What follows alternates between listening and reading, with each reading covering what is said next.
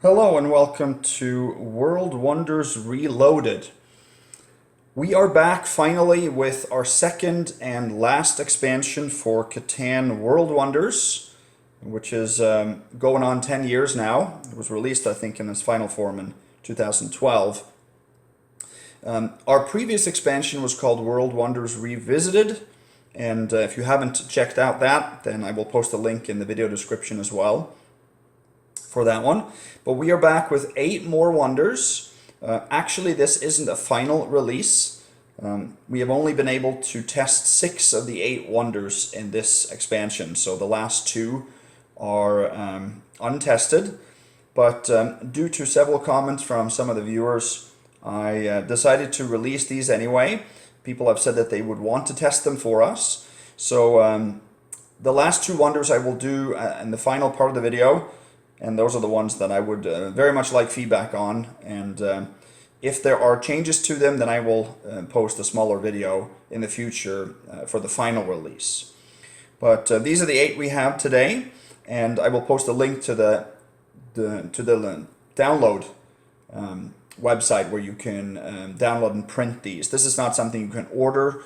I will not print this for anybody, but it's print at your own kind of project, and it's not difficult. It's very inexpensive. What I've gotten is a double-sided glossy paper, which you can get on Amazon pretty cheap. And you don't need a very good printer. We got a budget printer that printed this at home, colored. It does use some ink, so I would test it to make sure that it prints properly before you actually go for the whole lot. And I printed it double-sided. We don't have a double-sided printer, but I had to put in the papers manually, like this. And I would want to get these laminated. I haven't had time to do that yet, but that just sturdies them up a lot better and makes them more durable. So included in this package is then not the DVD cover. I'll just put that here because that came with the original release. We also have then the 8 wonders themselves here, 8 wonder cards, A and B art styles front and back like the last time. We have 8 wonder tokens. These wooden tokens you can pick up at thegamecrafter.com. Very inexpensive. Colored and black and white side there, one for each wonder. You have a cost card with A and B styles for each of these cards, and then on the back you have the rules breakdown of the actual abilities, which of course I'll go through in this video. And then you also have a CD cover inset, or DVD cover inset rather, with some background, some information on the rules, and then specifics about the wonders. So what I'm going to do here today, I'm going to show you a general setup of the board that we use, go through some of the special rules for this release, and then take you through each of the 8 wonders so you can get some details on the abilities.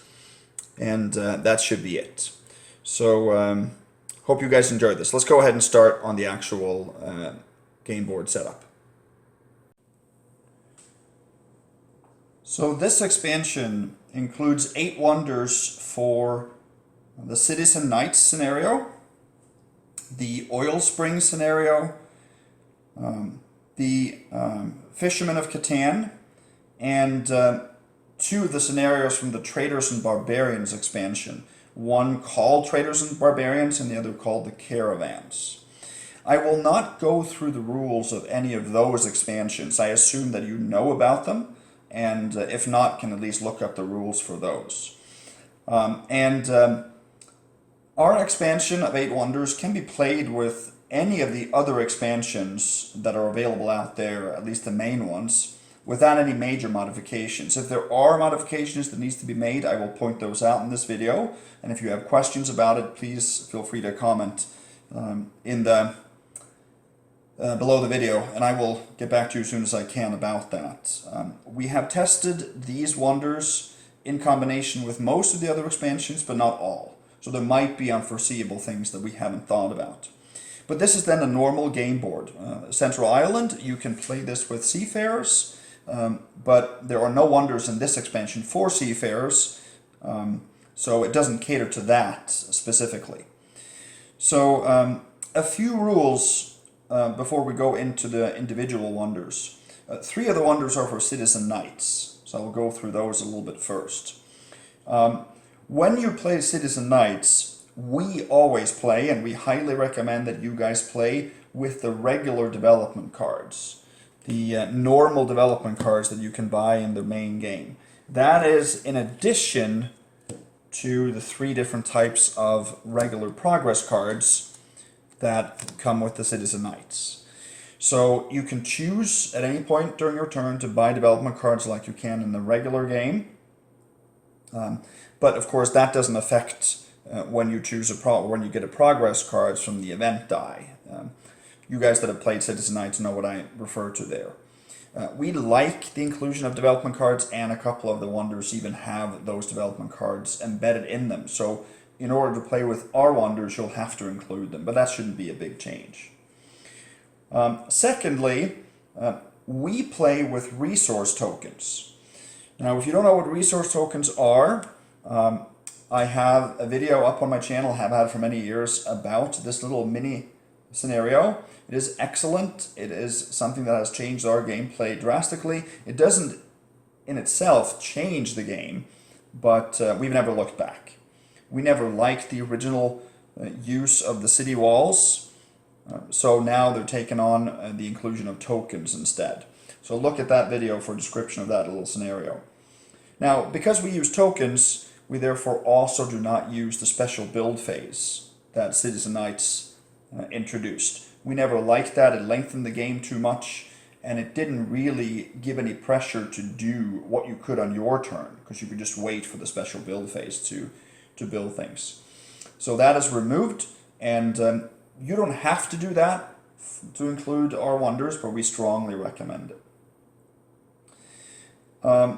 Now, the 8 wonders, there are 3 wonders for Citizen Knights, so I'll go through those to begin with.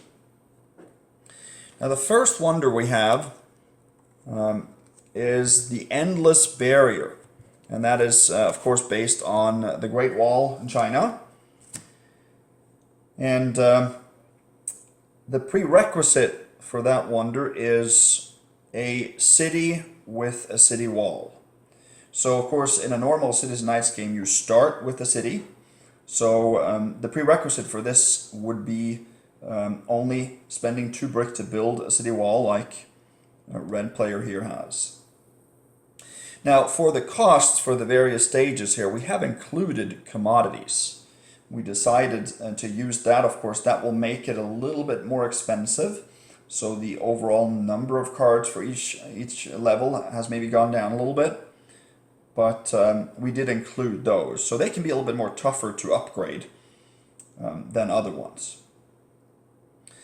Now the first ability on this wonder is Bastion. And that actually modifies or enhances the use of the city wall. If you do not play with resource tokens, then Bastion would give each city wall that you own 2 extra cards to your hand limit. So normally you can hold 7 cards. With 1 wall you would be able to hold 9, 11, 13 if you have all 3 walls built. Now if you play with resource tokens, which we do, then the city wall that has the wonder, so if the wonder was built here, then this city wall would yield an extra token each time that city would produce a resource or a commodity. So you guys probably know that if an 11 had rolled here with the city wall, if you play with resource tokens, you would get a grain token and you would get a regular grain card. Well, with the wonder and Bastion, you would then instead get 2 grain tokens just for that wonder. If you have other city walls, then those would not produce more than 1 token. It's just the city wall that the wonder is on.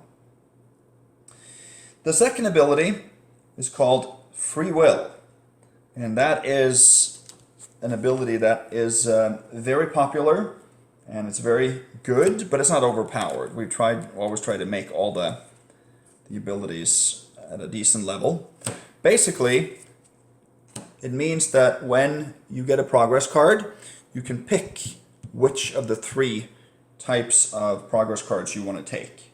So normally you are restricted only to the color that the event die lands on, blue, green, or yellow. Now it doesn't matter, you can pick. You still have to get the number right, and you still have to have the city improvements to meet the requirement of getting a progress card, but if you do, you can pick which one. The third ability is Warehouse, and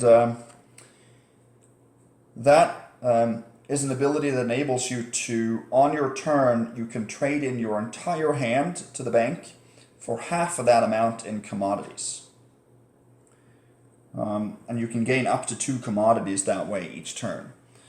So if you, for example, have 5 cards on your hand, you can trade all of those into the bank for 2 commodities. So you can pick 2 of the same commodity or any 2 commodities really. Now you can't choose to only trade in part of your hand here. The point is that you have to trade in your entire hand. So if you want to use a few cards first and then trade in, if you have 3 left, you can only get 1 commodity. So the ideal thing would be to trade in 4, because you can only get up to 2 commodities. So planning a little bit on the order of things you do on your turn is important for that one. But that's Warehouse. And then there's 5 victory points to finish up the wonder. It is a wonder that I see built quite often, because the prerequisite is not that difficult. And it's pretty good. I would probably say that the Bastion ability is what will gain you the most throughout the game, because it's the first stage. But all 3 abilities are very useful and very appealing to most players. So that's the Endless Barrier.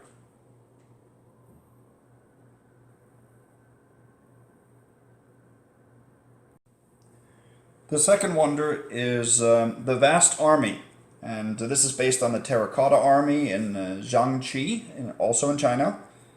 And the prerequisite is a city adjacent to a strong or a mighty knight. So that is what Orange player has here. So that's a little bit of a different prerequisite. The knight needs to be on one of the 3 intersections adjacent to the city. It doesn't have to be activated the way it looks here. It can be inactive as well. But it has to be either a 2nd or 3rd level knight to be able to start the wonder. Now once you've started the wonder, let's say we put it here, then you can't move that knight away from one of those 3 spots, away from the city, until you're done with the wonder. If the knight gets displaced in some way by a different player, then that's excused. You're not losing your wonder because of that, but the knight sort of is locked in here until you've finished your wonder. The first ability is Partisan, and that's a pretty simple one. It's 5 fish for a knight to either buy a knight or to upgrade a knight. You cannot still upgrade it to a mighty knight unless you have a fortress in a city improvement. So you can't go beyond the rules there, but it gives you an alternate way to pay for knights. That is very useful if you guys play with fish, which you will need to for this expansion to work. Highly recommended. Fish just makes buying things so much easier. It does put less of an emphasis on some of the resources though, because you have an alternate way to pay for any resource. So that might deter some of you from using fish, but it's so popular in our gaming group that we always include Fishermen of Catan. Second ability is Reconnaissance, and that is basically mimicking the ability of Hilda, one of the helpers of Catan. If you've seen my video on that scenario, we basically took some inspiration from her ability there. And Reconnaissance is when you are stealing, you can either look at your opponent's hand and take any resource of your choice. So that's directly what Hilda does. So you can't take a commodity then, but you can look at the hand and take any resource you want. Now, the other option is if the person has tokens. Obviously, you can't look at the person's hand and choose one of the tokens, But if you want to, you can have the person mix in the tokens with the cards in hand. So then you would just have to pick, if the person has 2 sheep tokens, you just have to add 2 sheep cards to the hand. If, for example, you know he doesn't have any sheep cards in the hand and you want a sheep, then you can have the person mix in the tokens in the hand, but then you choose at random. It'll become a normal way of stealing. But then you can also take commodities. So that's the second option. So first option is only cards in hand, but you can look at the hand and take a resource only. Or the other option is you can mix in tokens with cards in hand and then pick at random. But then you can also take a commodity if you happen to pick one. So that might take a little bit of reading to understand those 2 options, but shouldn't be too confusing, hopefully. Ability 3 is Serendipity. That is a very good ability. It means that whenever you would normally draw a progress card, you can instead draw a development card. So here, see development cards come into the wonders, so you do need to include those for that wonder to work. That is a very good ability. Just gives you more versatility and options, and sometimes development cards can give you other abilities than the progress cards can. If you're going for a largest army, for example, with the knights. So of course, since we use development cards in Cities and Knights, then the largest army card would also come into play. That 2-point card would be necessary to implement as well. And then again, 5 victory points to end this wonder. Wonder 3, and the third and last wonder for the Cities and Knights, is the Fortified Citadel, based on the Citadel of Saladin in Cairo, Egypt. And the prerequisite there is a difficult one to meet. It's a city on a metropolis, or a city with a metropolis, which green player has here. Naturally, that is late game, so it's not something you're going to start building right away, but it's also very unlikely then to be seized or stolen. In the process of having it, you're pretty safe that you'll be able to finish the wonder there. The first ability is crop rotation, and that is when you gain a commodity on the production roll, you can instead choose to take the resource equivalent to that commodity. So if you would, if a 6 would roll here, then green player should obviously get a wood and a paper. Now, if you have crop rotation, you can instead choose to get a second paper. And that actually, even though that sounds dumb, it might actually be a very valuable late game, because if you've finished your city improvements, gotten a metropolis to the last level, you don't need paper anymore. So it might be better off for you to get wood. If you maybe have a 2-to-1, a harbor on wood, and getting as much wood as possible would be more beneficial to you, then that actually could be a better option. The next ability is Peddler. Peddler is inspired by Nasir, another helper of Catan. And it says once per turn, you may force a player to trade a specific resource or commodity from your hand. So if you choose to ask for a resource, then you have to get a resource back. If you choose to ask for a commodity, you have to give a commodity back. So the other person has to give it to you. If you ask for it, you can only do one per turn. You can only do it for one player. And if they don't have that card, then you don't get a second chance. If you didn't keep track of what cards they might have gotten on the rolls, and you ask for a wood, they don't have a wood, then you can't ask for a second resource or another person. The third stage is Amnesty. And that basically gives your cities and city walls immunity to all effects of the barbarian attack. So you guys probably know that every turn the barbarian might move. When it comes to the end of this little tracker here, then the barbarians will attack the land. You have to count up your cities versus how many knights you have. And if you are lower on the amount of knights than you have cities, then the player with the fewest amount of knights will end up losing a city with the potential city wall on the city. And it'll be demoted to a settlement. You won't lose the city, but it'll get turned into a settlement. Well, you will not suffer any effects of the barbarian attack if you have amnesty. Up front, that sounds like a fantastic ability, but we actually found that during playing, it wasn't that relevant, because this is obviously late game. Somebody has a metropolis and it's third stage, so that late in the game you have a lot of knights, and most of the time the players win, they don't lose. Of course, you can manipulate it and deactivate all your knights on purpose to make sure that you guys lose, but it's more often desirable to try to get Defender of the Catan victory points and instead win the battle. So it is definitely not an overpowered ability. I would rather say that it's not as effective as it sounds most of the time. And then there's only 4 victory points to end this, because it's late game. Those victory points are going to be very important, so usually we tone down the better wonders with less victory points at the end. So that's the Fortified Citadel.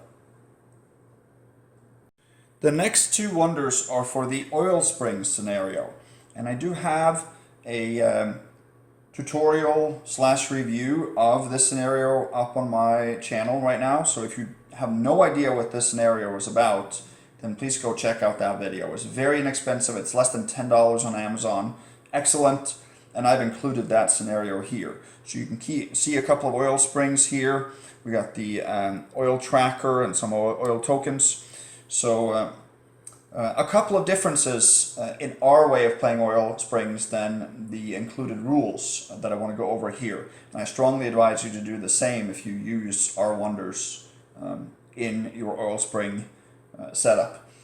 First is that normally when a 7 rolls, any settlements or cities on the coast, actually the settlements get removed when a 7 rolls after you have reached the disaster phase. You know, for every oil you use, you move this tracker up. When you reach 5, you have to roll for the disaster phase. And if you roll a 7, then all of the settlements on the coast gets removed and all the cities get reduced to settlements. We think that that is way too drastic of a change. It's supposed to be to show pollution and how using oil influences the land, but we choose only to remove 1 such building per player, and we actually are letting the other players choose. So in this case, there's only 1 settlement that would be affected, this one by green. But if green also would have a city here, he wouldn't have both of those places affected. Instead, the other players would discuss and maybe come to an agreement or vote on which one of those would be affected. So in a long wonder game, which usually adds an extra hour or 2 to the game time, then using coastal flooding would just disrupt the game and make it not fun. At least for us it hasn't been. The other change we make when we combine wonders with oil springs is that, you know, as you use oil, every time the disaster phase happens, you will potentially remove numbers from the board. And if you play 3 to 4 players, then once you have removed the 5th number, the game ends. Now, we didn't ever like that, because wonder games, again, take much longer, so you would end up ending the game prematurely. So we actually continue removing numbers from the board indefinitely. And especially if you play with like a Fog Island Seafarers, then you end up adding more numbers on the table or on the board anyway when you discover new land. So we have never felt that stopping the removal of numbers is a bad thing. It has never been a case where we've run out of numbers on the board. We've always had somebody win before that. So of course that can be your choice, but that is a suggestion we make, or we made, and we have tested these wonders under those conditions. So the first wonder for the oil spring scenario is the standing stones. Naturally, it's based on the Stonehenge in England. And it's a city on an oil spring is the prerequisite, basic prerequisite there. So here you have green player, you have orange player that both have a city on an oil spring. Of course, when you play oil springs, you don't always, or you don't necessarily start with a city, so you have to build a city first, but that would be a natural goal for anybody, because oil is so powerful if you play with it. The first ability, notice that the cost is only, well, is 2 oil tiles. We included oil here as costs for some of these stages, and that can deter some people from trying the wonder out, because early in the game you want to use oil for other purposes, to build roads and settlements. But 2 oil for the first stage, and it's called Auctioneer. Auctioneer is once per turn you may trade 1 oil for 2 different resources. So you guys probably know that normally you can trade in 1 oil for 2 of the same resource. 2 sheep, for example. Now once per turn you can use an oil for any 2 different resources. So it doesn't give you an extra resource, but it just gives you better versatility in the type of resources you can get. Second ability is Drilling Rights. Drilling Rights is basically you collect all your oil before any other player. So that's probably not going to come into play until late game, where you have a finite amount of oil in the supply. If you run out of oil, then you take turns around the board so that everybody gets 1, and then you start a second round if anybody gets more than 1 oil. But if you have drilling rights, you actually get all the oil that you have the right to first before any other player gets their oil. So if the supply is low, that can be pretty good. Then the third stage is by far the best one, in this wonder at least, called Deregulation. And you then have the ability to continue using oil past stage 5 of the disaster track. So this is where you track the use of oil for each round. So if it's on 3, if you have 4 oil in your hand, you would only be able to use 2 oil, because you can't go past 5. It resets after your turn. But if you have deregulation, you can actually continue and use as many as you have on hand. You can only have 4 on your hand in a normal game, but you would then be able to use all 4, even if it was on 4, which is the highest it could be when your turn starts. You can use 4 oil. You'll still end up rolling for the disaster after your turn, and it'll reset to 0, but you have no limit to how many oil you can use, as many as you have in your hand, basically. Very, very good wonder. And that can win the game if you get to this one early. Of course, you still have to gain all the oil, and people will probably gang up on you a little bit to try to take your oil away. But that can be a hard-hitting ability. And you have 5 victory points, 3 oil more to, or the cost for stage 4, but 5 victory points to finish up the standing stones. The second wonder for the oil springs is the Porcelain Spire. That's based on the Porcelain Tower of Nanjing, also in China. 3 of the 8 wonders for this release is from monuments in China. And here, it's a city on a metropolis. Now, this is not a metropolis from the Citizen Knights expansion. There's other metropolises, or metropoli, is that the plural term, for oil springs. So the metropolis is very powerful because it gives you 3 resources instead of the normal 2 for a city when the number rolls. So naturally a very desirable thing to get to, and there's only a limited amount of metropoli for the entire party of players here, so you can actually run out. The first ability is Reservoir, and that simply is your maximum oil supply is increased by 2. So in a normal 3-player game, for example, you can only hold 4 oil tokens in hand at any point in time. Now that would be increased to 6. So if you have a lot of oil coming in, or maybe if you steal oil or something like that, then you can now have a few more in hand, and that can be valuable. Of course, you're going to get stolen from a lot easier, because remember, when you steal in oil springs, you can choose to steal an oil token without ever having to draw randomly. So it's very easy to get your oil stolen away from you. Second ability is sustainability, and that is a very special ability because it's a one-time event. You can choose to do it at any point in time during the game, during an opponent's turn, your turn, even during the disaster phase, where you will return a number from the disaster track to an unnumbered hex on the board. So here, for example, there are 2 numbers that have been removed from the board. If, say, orange player has sustainability, he can, during his turn, or during any's turn, decide to return a number. So, for example, if an 8 gets removed, then obviously he would use that immediately to return that to one of his tiles that has no number on it. It doesn't have to be a tile that is next to his or her settlements or cities, but of course it would be natural that that is where the person want to place it. But it doesn't have to be.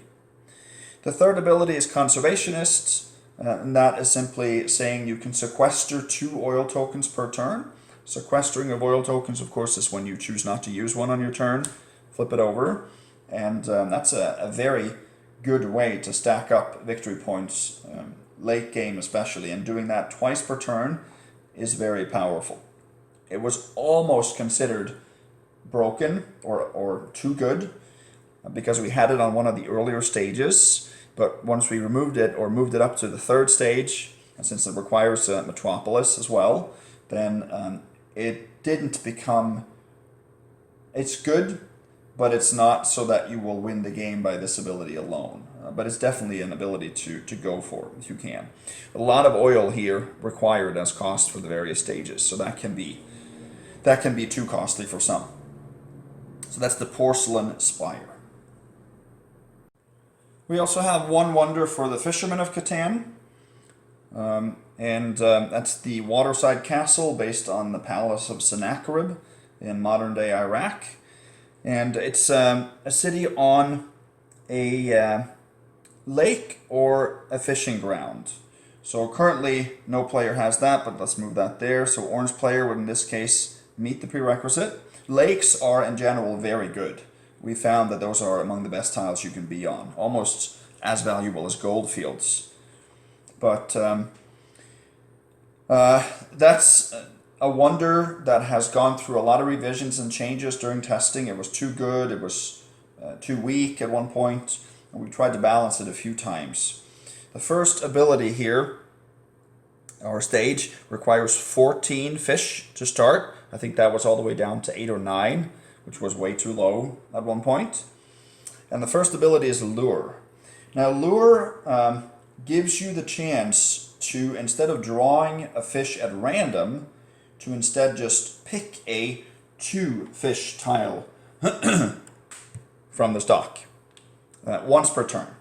So that is if you don't want to take a gamble. If you need 2 fish for something, and you don't want to gamble on getting a single fish, then you can take a 2 because you don't need the 3rd one. You can alternately instead take a fish token if you play with resource tokens. Now you know probably then that these are actually worth 2, so that's the same. Fish tokens are obviously a little bit better, so you would naturally go for that if you are playing with tokens. But it's just a safety thing where you can get 2 at least. You don't have the chance of getting 3 then, but if you don't need a certain amount, of course you can draw if you choose to. It's an option.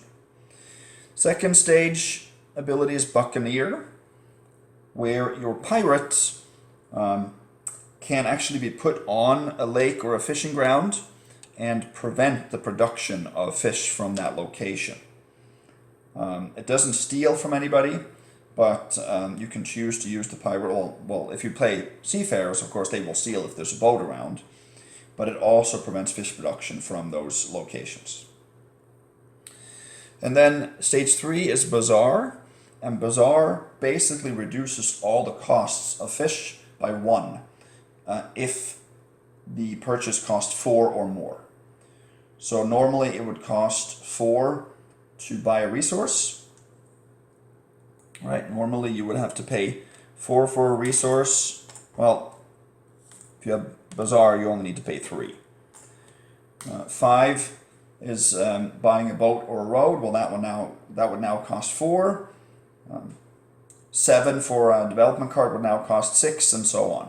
We used to have this ability for all purchases, but that was too good. So it has to be a purchase that originally cost 4 or more for this to be applicable.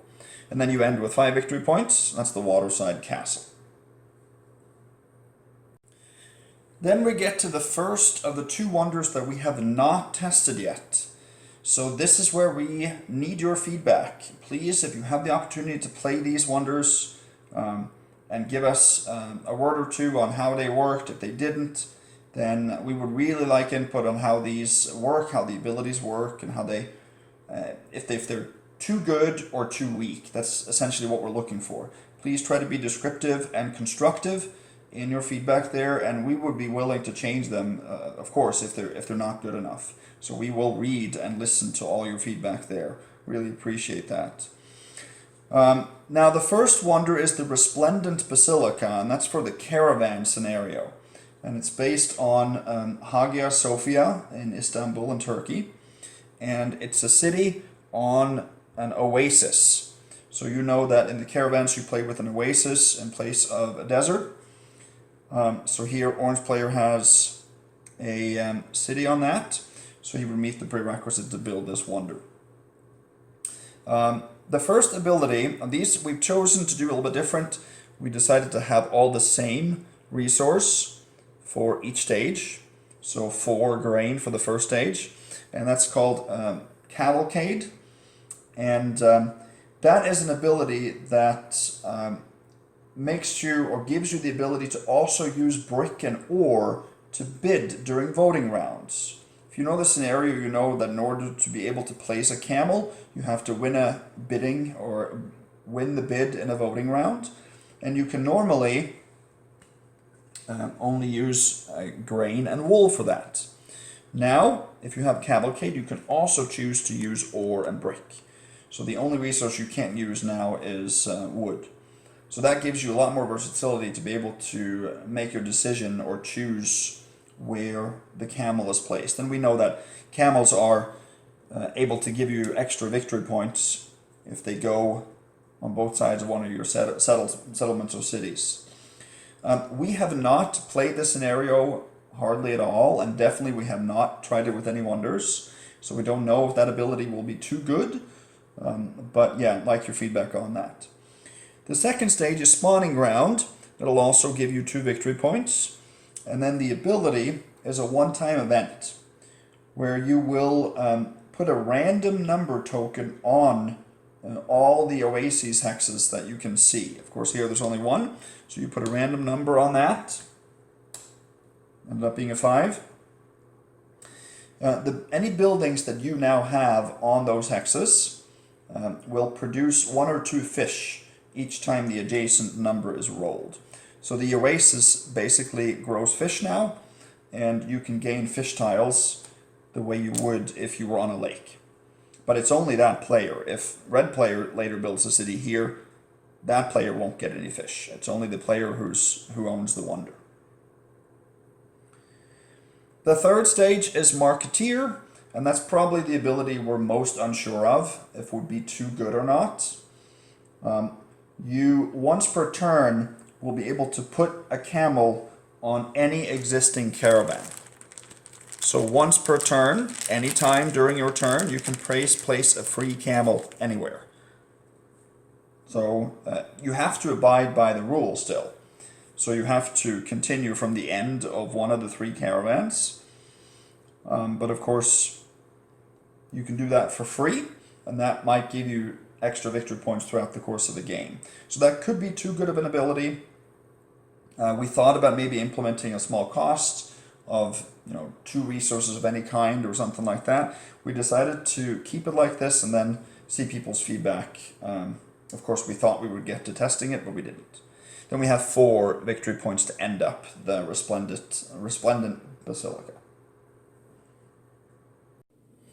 So the 8th and final wonder is the second wonder that we have not tested yet. We have played this scenario. This is the Traders and Barbarians scenario, but we haven't actually used the wonders in that scenario yet. So if you remember, this is the scenario where you have to use your wagon to transport resources between the 3 special locations and gain victory points along the way. And this is the Tilted Tower, based on the Leaning Tower of Pisa in Italy. And the prerequisite is a city on either the quarry, castle, or glassworks hex. So a green player, for example, has a city on a quarry here, so that'll work. And the first ability is Carriage. Carriage simply gives your wagon 2 extra movement points, added onto whatever the base amount is. Your wagon card will tell you the amount, and then of course that can get reduced as you move along roads and barbarians and things like that, but it adds 2 to your base amount. Stage 2 is Obelisk, and this is one that I saw suggested online a long time ago.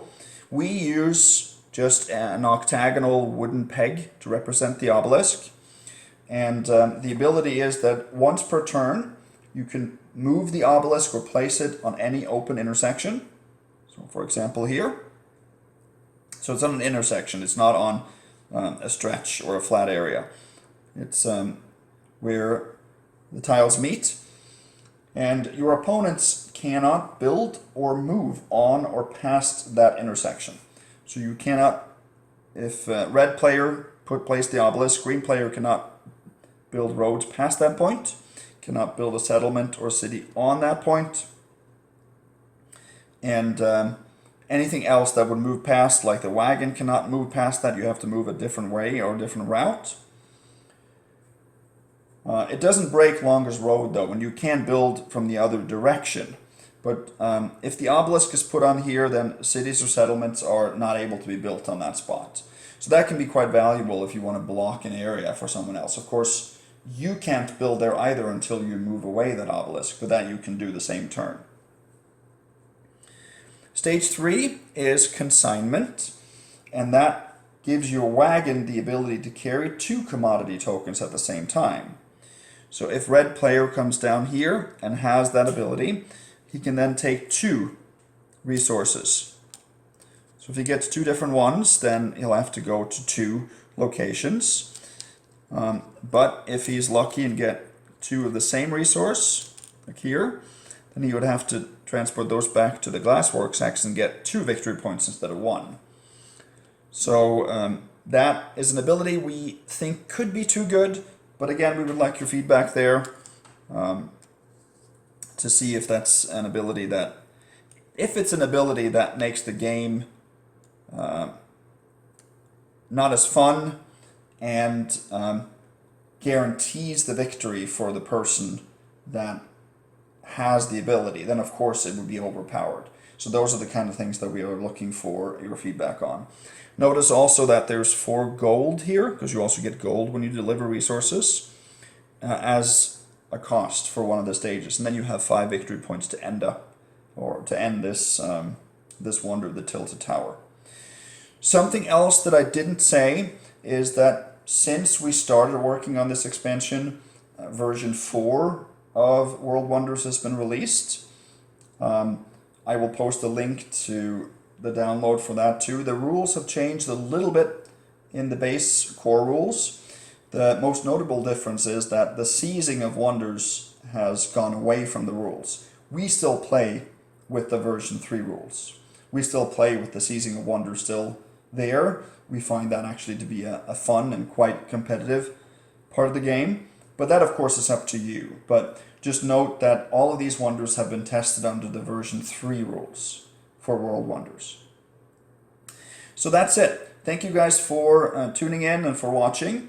If you have any questions, please feel free to comment. And like I said, if you have any feedback on testing any of the wonders, but especially the last 2, we would like your feedback on the others as well. If there's anything that is very wrong with those that we didn't catch, so that we can change that for the final release, but it's primarily the last 2 that we're looking for. I will have my information, how you can email me feedback in the video description, and also the link to the download for this if you're looking to print this out and play with it. Thank you very much and have a good day.